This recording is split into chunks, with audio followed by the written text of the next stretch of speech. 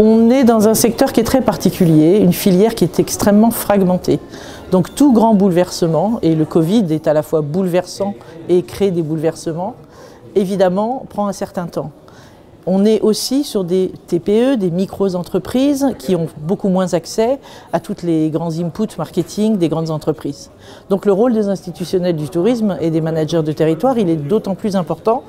Et eux, ils sont maintenant en mouvement. Et je crois qu'on peut dire que si le monde change, on est en train de changer avec lui. Je crois qu'on peut dire qu'il y a deux grandes directions. La première direction, c'est bien sûr créer de la fréquentation, de la croissance, du trafic vers les lieux, vers les sites et vers les activités. Donc ça, c'est bien naturellement l'objectif de tous ceux qui concourent à la prestation touristique de près ou de loin. Et de l'autre côté, il y a la dimension évolution, protection de la planète, over-tourisme. Donc on a vu arriver des nouvelles questions et ces nouvelles questions nécessitent des nouvelles réponses. Alors les grandes marques s'en sont saisies. Il faut s'inspirer de ce que font les très grosses marques qui ont évidemment des moyens importants pour étudier, analyser, écouter le marché. Aujourd'hui, on voit bien que leur capacité à réorienter leur stratégie marketing est impressionnante. Elle est rapide. Il suffit de voir ce que fait Darty, il suffit de voir ce que fait L'Oréal, il suffit de voir ce qu'est en train de faire Evian.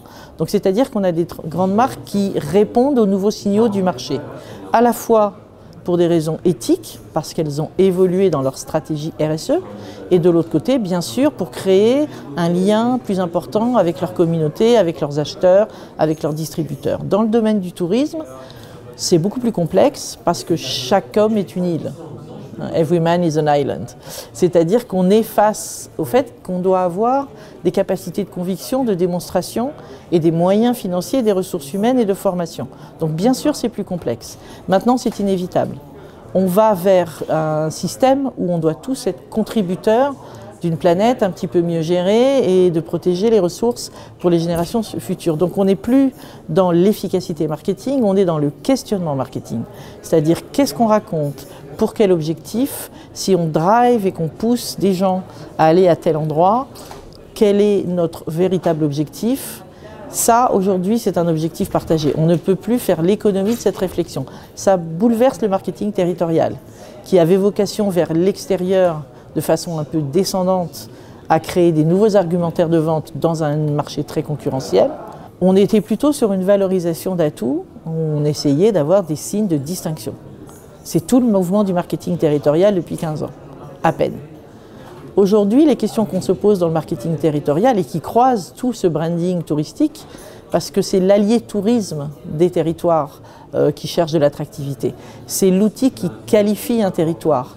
Lorsque j'ai le choix entre deux postes à rémunération égale, niveau de responsabilité égale, et que j'en ai un à un endroit et un autre à un endroit, ce qui fait la différence de mon choix, c'est bien souvent l'idée que je me fais du lieu. Et ce cadre de vie, ces images positives, elles sont construites par la communication touristique. Donc quand on a une grande image touristique, on a une grande image tout court. Cette alliance-là est sacrée. Moi, j'ai coutume de dire que le tourisme, c'est un peu la part de rêve de l'aménagement des territoires. Ce qui va bouger demain, c'est qu'on va aller trouver une réconciliation un peu historique entre l'identité des lieux, leur volonté de générer des stratégies partagées avec les habitants, qu'on ne vienne pas instrumentaliser un territoire en ayant un message qui n'est pas compris en interne. Moi, j'ai une recommandation toute simple, c'est d'aller sourcer des sujets dans le brand content qui sortent de la démonstration touristique et qui sortent même de l'expérience que l'on promet, de la promesse d'expérience. C'est d'aller sourcer des preuves de ce qui se passe dans le territoire et de le mettre en musique dans une stratégie touristique. Comment on peut raconter comment telle entreprise locale a maintenu ses savoir-faire et qu'est-ce qu'elle en fait. Environ 75% des salariés des entreprises européennes, ce qui bien sûr inclut la France, dans les 20 ans seront tous des millénials. C'est-à-dire qu'on va avoir une bascule générationnelle tellement phénoménale avec le fameux passage à la retraite des baby-boomers. C'est-à-dire qu'aujourd'hui, aux commandes avec la fracture numérique, c'est-à-dire qu'ils vont commander des services de gens plus âgés. Ils vont diriger des départements de gens plus âgés. Donc, on va avoir aujourd'hui une surinfluence de cette génération dans une société qui, par ailleurs, vieillit considérablement. Et si on ne prend pas en compte les aspirations d'une génération qui va être extrêmement lucide sur l'état des défis qu'elle a à relever pour elle-même et ses enfants, si on ne prend pas ça en compte en nourrissant son intérêt pour des sujets qui ont du fond, qui ont de l'intérêt et qui ne sont pas juste du divertissement, du bien-être et se reposer, eh ben, si on ne fait pas ça, on est à côté de la plaque.